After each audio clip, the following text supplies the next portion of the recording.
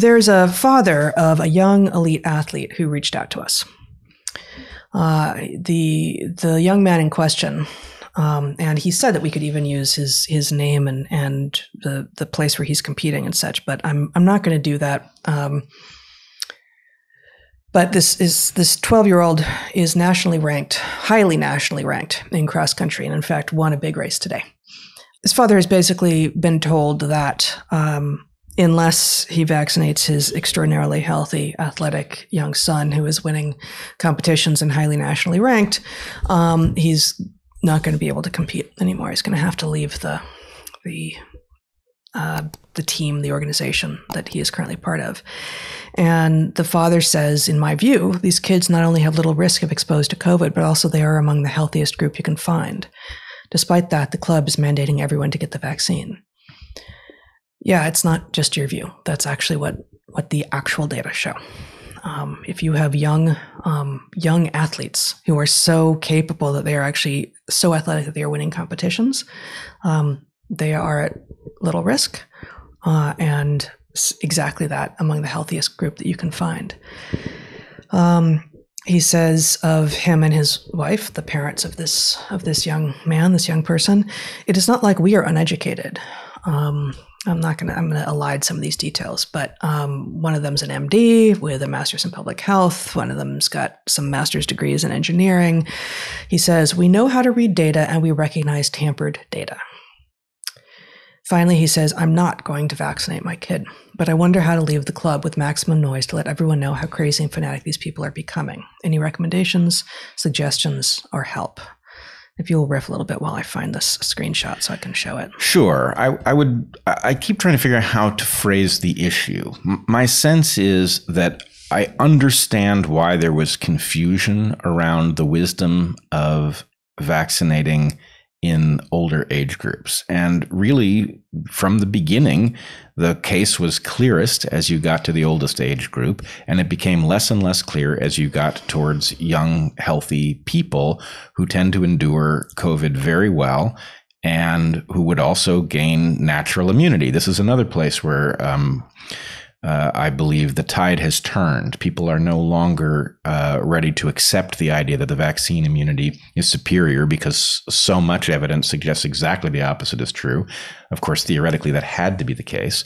But the question is, as we get to these young people, I really want somebody to explain a comparison between the risks that they experience from the vaccines extrapolated to what must be the plan going forward versus the risk that they experience from the disease itself, right? Especially if you were to do something like say, hey, we need to make sure all young people have, no vitamin D deficiency, right? That would take a tremendous amount of the tiny risk that exists for very young people and eliminate it, presumably. There's a really good chance that elite cross-country runners are pretty good on their vitamin D as well, even though this guy lives pretty far north, but their athletics is running around outside a lot. Outdoors, yep, exactly. And presumably running around not heavily clothed so as not to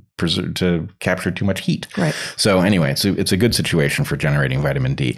But the question is, look, if somebody was going to, pressure you to vaccinate your kid, you should be able to say, well, all right, how much risk is there for a kid my age in their state of health from the disease itself? What is the risk that they will catch it? What is the risk to them if they do catch it? Versus what is the risk from the vaccines? And what is the risk from each of the boosters going forward? And how many do you expect they will need to take? Because one of the factors here is if and again, I'm not signing on to the idea that this is necessarily endemic and we'll never get rid of it. I really don't know that we know enough to think that yet, given the odd origin that this virus likely has. But if this is going to be a permanent fellow traveler of humanity, then maybe we are talking about annual or biannual boosters, each of which would carry an adverse event risk, which could be entirely obviated by a case of COVID that was successfully treated or so mild that it didn't matter.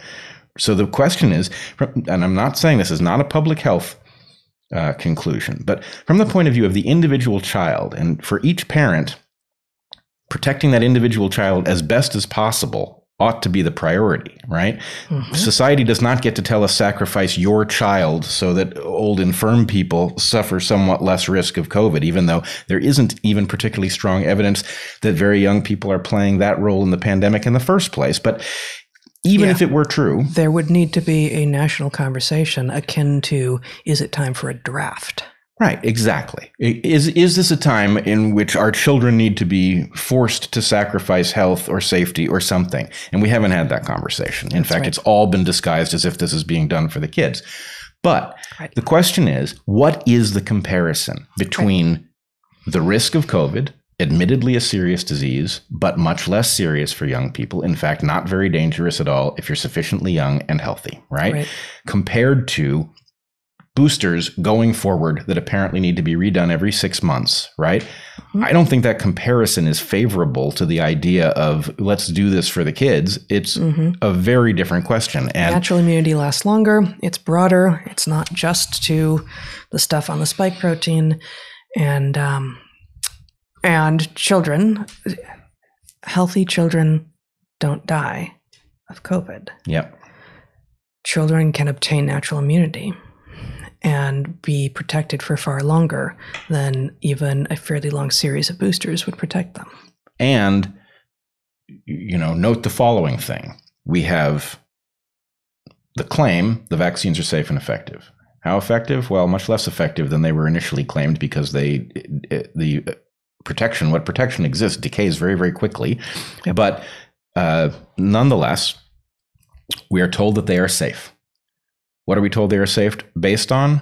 Based on a very short, limited in scope trial.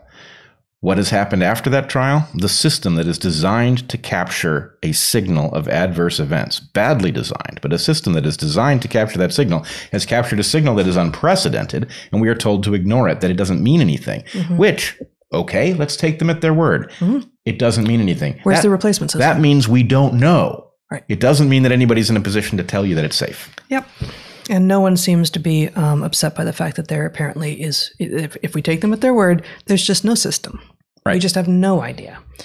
So I did finally manage to rustle up this screenshot, which you can show here, Zach. What this is from the letter that was sent to the parents of this elite athlete in cross country who's highly nationally ranked, and the message that was sent says, in August, we communicated with you that it was likely that the COVID-19 vaccine would be authorized for use in younger children at some point during the cross-country season.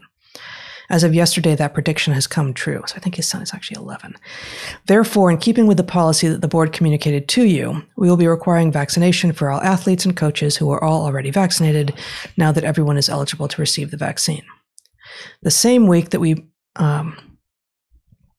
previously communicated with you, the venues at which we compete for indoor track began requiring vaccination for entry to those venues in keeping with the NYC's policies for anyone 12 and older, including parents and coaches. There is no longer a test out option in place. So the onerous, but doable for people option that many places have now is you have to show proof of vaccination or a negative test within 24, 48, 72 hours. I've seen all of those. Has been taken away. And I couldn't, I'm not showing the whole thing here because I thought it was giving away some identifying stuff, but this is basically the athlete himself will need to be vaccinated if he's going to participate. And because his parents are unwilling, having done the analysis for themselves and for their family, to take that risk for their very healthy young son, need to feel that they need to pull him from competing in the sport in which he is excellent and finding skill and confidence and a social life and everything else that we would hope that activities can do for our children. Has to pull him because he has made the very difficult choice, he's forced to make the very difficult choice. Do I take away from my child this huge part of his life at which he is excelling, or put him at risk for something that I think is too onerous? And am I recalling correctly, one of the parents is an MD. I think you said that. Mm-hmm. So what we have here is a situation in which a mandate is being handed down by an authority in which a parent who is an MD who has the child's best interests at heart and is attempting to protect the child from presumably COVID and other things that threaten the child, like bad pharmaceuticals. Mm-hmm. And this parent has made this decision, and the top-down authority is going to override the parent or force the parent to make this decision in spite of the fact that there's no way this authority can demonstrate a threat to a healthy child because that has actually been looked into, right? The fact is healthy children are not at serious risk. Yeah. Whereas quite a number have died from vaccines.